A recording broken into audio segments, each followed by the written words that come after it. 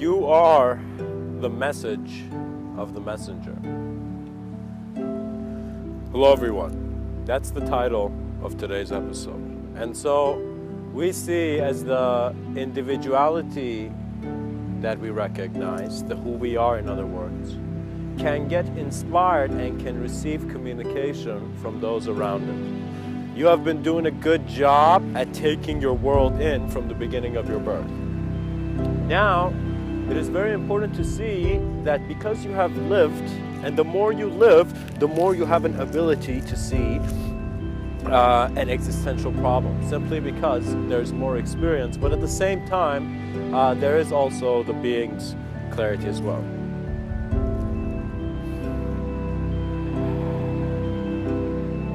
When we look around, we see that not just people are walking around, but these people have worlds. Every person has their sense of where they are.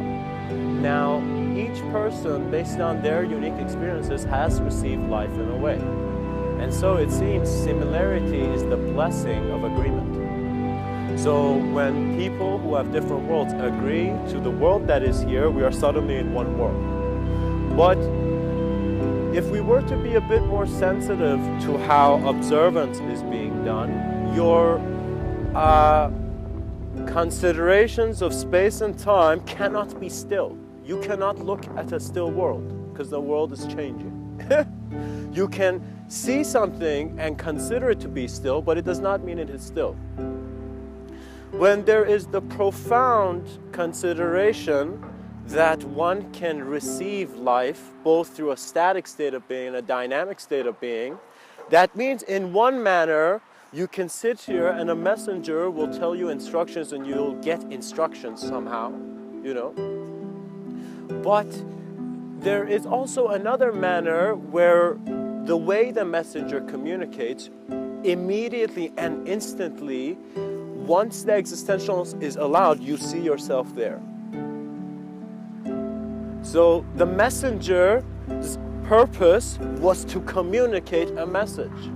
And there are different messengers. There are messengers which are, you know, the person who brings mail to you. And there's a messenger who this messenger is directed by the flows of life.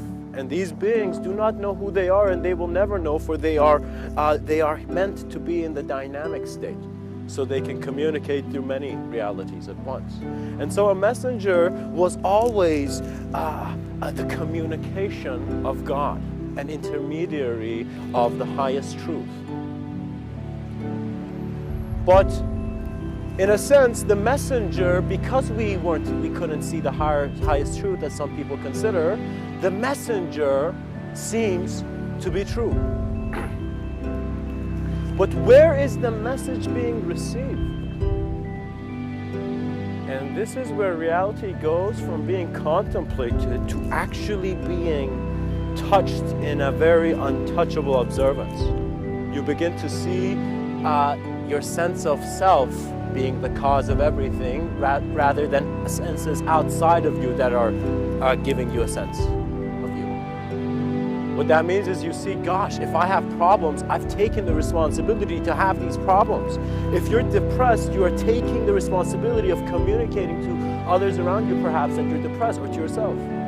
So you are maintaining some creative process, which is your communication. But if you're not aware, the communication is the most important thing, because we see man's communication comes from him. Right now, my mouth is opening and words are stepping out. So what that simply means is that within me, there is that intention and inspiration to communicate in such a way. And when you look at the intelligence of man, it never needs to be caught in a messenger and needing to receive a message dynamic, but to be catalyzed by the messenger, to receive the message and go to the direct source. What that means is, if the prophet was the messenger,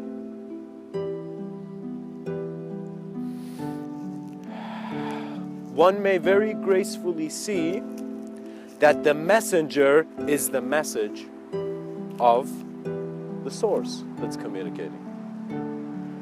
So everything in your reality, sometimes certain states of being or certain states of consciousness are messengers, are there to not want you to stay in there too long, but for you to, in a sense, jump up to the next rock and hold firm. And what that means is, when you are considering your multidimensionality, before that you must have a complete existential allowance for you to do so, and to be at the point where you're actually wondering it.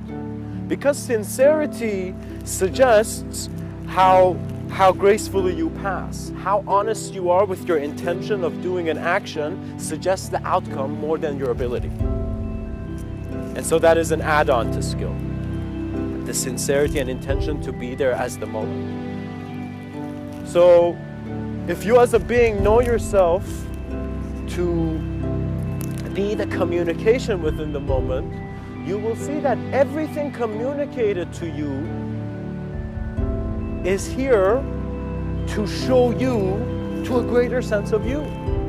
And this you is the same you in universe. Because consciousness is the ability of that which is aware of man to be present in ways more than how man has seen. It's an innate knowing, guys. Intuition is just like the tip of the iceberg. It's actually an awareness of the intelligence of the world that is within you. So you thought this whole time you were in the world. Now you're beginning to see that the world is within you. And what that means is there's a modality of observance. In other words, as a mystic, those mystics in the Himalayas, they perhaps may have gone through states of thought where they were becoming aware of thought, and as they were, their attitude towards existence shifted, for thought was no longer kept in the reality in the same relationship and same attitude. Sometimes you got to see many people, they don't really get angry at others. They get angry at the communication of someone. Do you know? What that means is before anyone says anything, there's no fight. And so there's a peacefulness that silence still needs to teach mankind.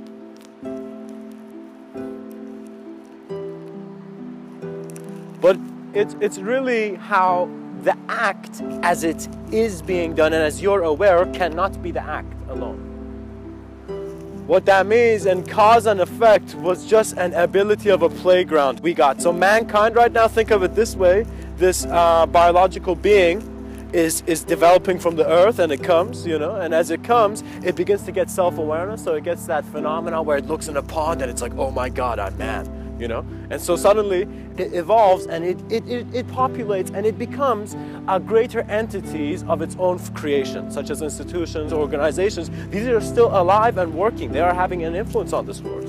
You may think that car is not alive, but I'm pretty sure that car is moving things and changing things as much physically as people are doing. You know, we must become aware that if you were to put both your hands together and turn them where you were looking at one side, you would see there is another layer of intelligence behind a layer of intelligence which is existing, and it is true. So your right hand is existing, is able, and is its own function, and your left hand is existing and is there and its own function, and it is kept by the intelligence of the body of the being. So simply, if we were to consider this in regards to our plane of existence, there are many planes of existence, because life is not just something that lingers in man's eyes or flickers in man's eyes. There is a sense of our world being present in its greater spectrum, you know? So if the ant could somehow look up, it'd be like, God, there's so many people looking at me and talking about me in this talk, right? But man must see that it is all about how natural phenomena needs to be left uninterpreted, and you are just aware and observant. Your world, your plane of existence is also evolving. It is also an intelligence which is blended with how you are conscious of your intelligence. So the edge of man's intelligence was the world's intelligence. So don't worry about the solution in physicality, but become more playful and able, and give yourself existential allowance, you know, and through a sense of existential responsibility to your sense of being, explore what you are as an energy here. You know, don't just call yourself, oh, I got a body, now what's next? You know, no, explore this body, move it around. Begin to see how the movements of your physicality shift and are changing, as if every act is weaved to its own display, you know? And so when you pull one part of the cloth, the whole cloth shifts. And so it's kind of like string theory, as Mr.Within wants to, in a sense, suggest, should move on towards cloth theory. Where it is not unending, but its ability to create in a certain sense of space and time is endless. So the reason we know it's holographic is not that because this is not real, it's just that this real is within a greater sense of real, you know? So this real that is within it, you know, the first one, it gets less, it gets a hollowness when your whole body is recognized. What that means is your two hands that were on one another suddenly realize that they are connected to your body, and so it's as if the illusion of just being a hand was in a sense, it was just an illusion. You see, it was not there, it was hollow.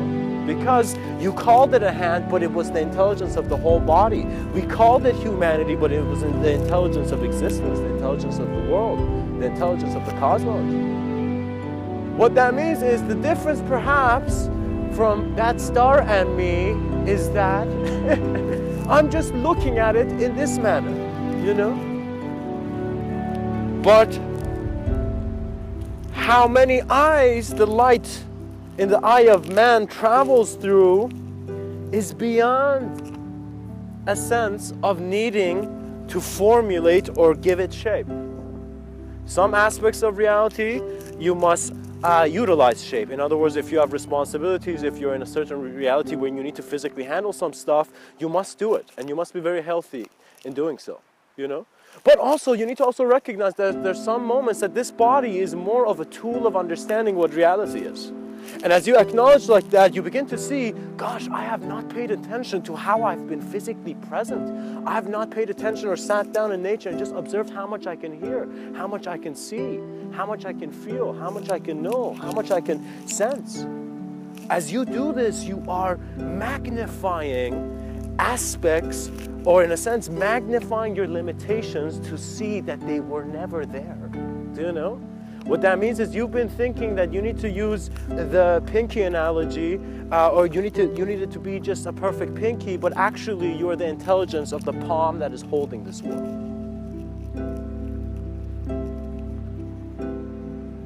And so there's a tranquility in how you begin to see that the messenger's grace of communication was to show you that you are of the same.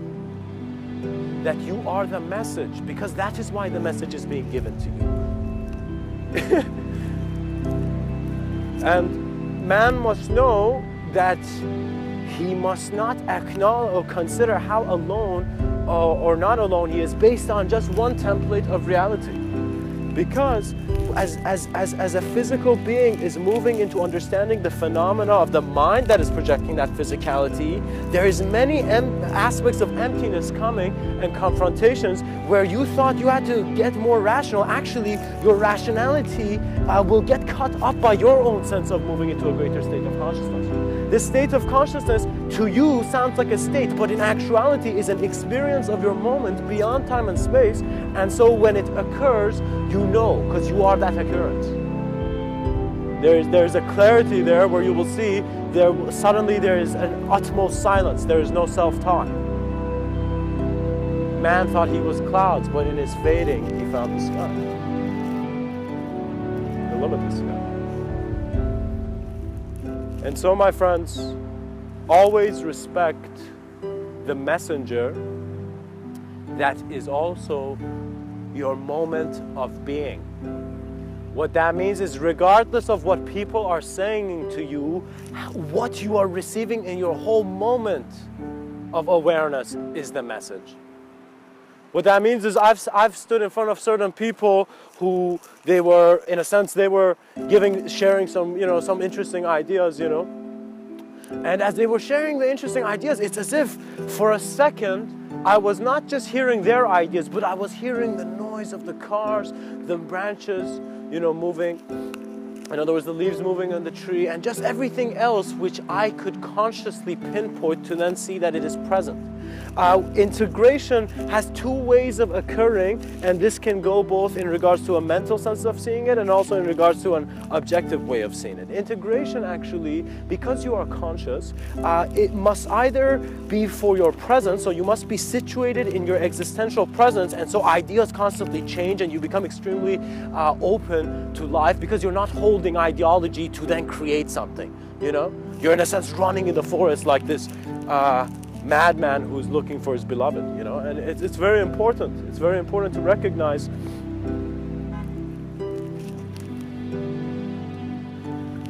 that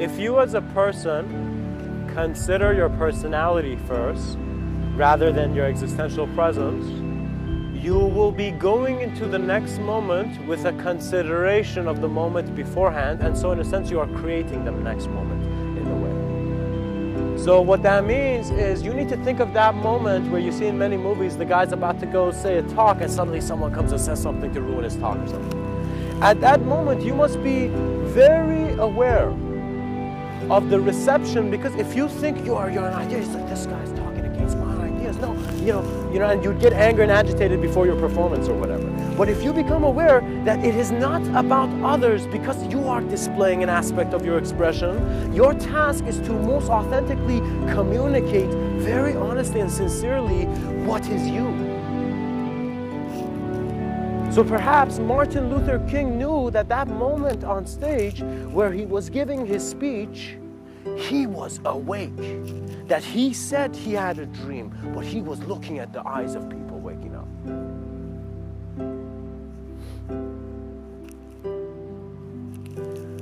And so integration from an individual consciousness will always be dissolution, but from a collective consciousness, it is always your moment of creation and manifestation.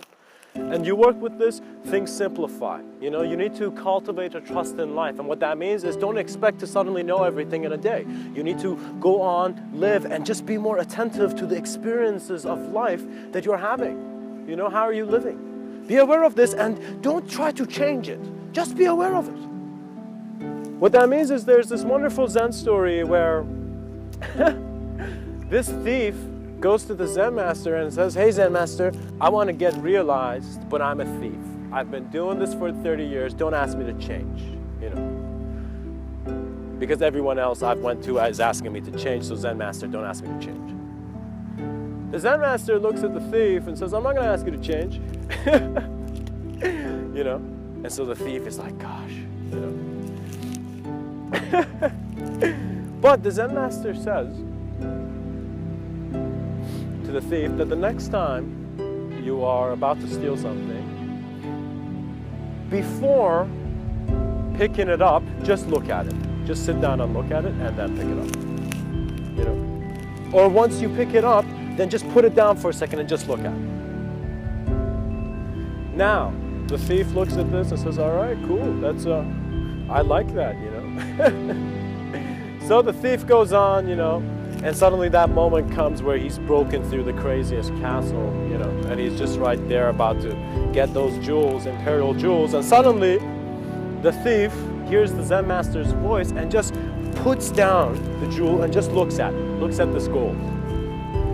And as he's sitting there for maybe a few minutes, where in a second, guards could come in, he's just sitting there and observing, and as he's observing, he's noticing, gosh, my whole life I've been chasing a rock. And it's as if gold was not, for him, gold was something else, but actually it was just a rock. And he didn't just have to do that action, he could go do some other work. you know? And so the thief, you know, I don't know if he takes the jewel or not, you know, but the thief goes back to Zen master, you know. And when he goes to the Zen master, he goes and says, thank you, and he becomes a disciple. And that's when the Zen master actually stole that guy's heart, in a sense. Because he told him that mindfulness is your way beyond agony that is self-induced. For misinterpretation is being accepted sometimes in the human experience.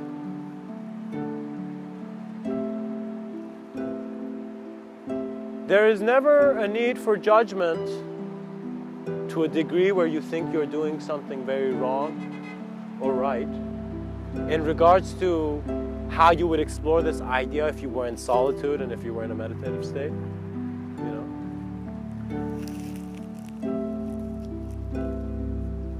Once you see how the prison bars are made, you will realize, gosh, you were not a prison, you were actually the person outside of the prison looking in the prison, you know. So your attention needs to be one that is existentially aware, that finds itself present beyond personality, and that as we engage life, we must just learn from it in the ways that it teaches us. And there's a beauty to that.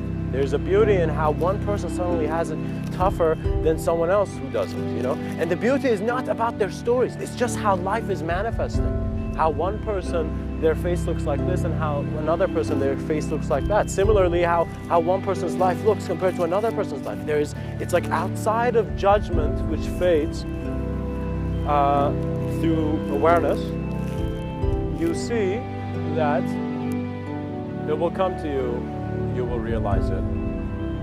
You are the message of the messenger, for you are aware of everything that you can be aware of. Every distinction, every separation, you're aware of it now. In the present moment, you experience more of your beingness. In other considerations of space and time, because it's a creative activity, it's just like taking a step, you're experiencing more of a doing sense, in where there's individual associations which you consider as you and also consider as your world. So what that means is we might not have been a physical being. Man might not have started as a physical being. He might have just been observing physicality and then chose to at some point to come into that manifestation. Because it was as if the intelligence of the world allowed for this manifestation. And so it's very important to recognize that nature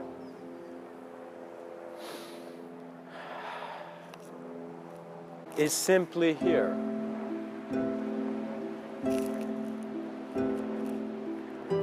All that you seek is seeking you, for it is all here. All that you see is seeing you, for it is all here. Become aware of how imagery is its own communication, and become aware of how you are aware of imagery is the greater communication of the intelligence of man. Man does not just have an ability to walk on 2 feet, man has an ability to be the experience of his world. And in that observance of that experience, the gentle mystic will see that it was never about him. And it was, in a sense, about everything that was here, present, beyond distinction. So what that means is, me and you can look at a canyon and be like, wow, look at this presence. You look at this vast presence of nature. You know?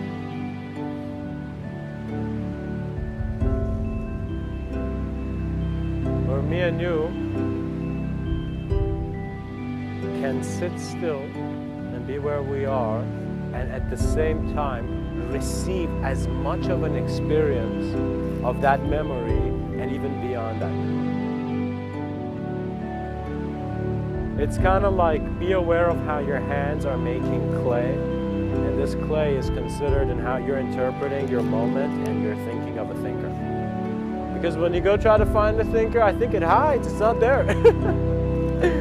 You know? So it's very important to be aware of thought, and in that be aware of the presence of all messages that is received now.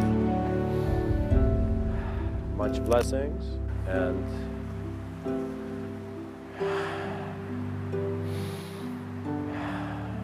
namaste.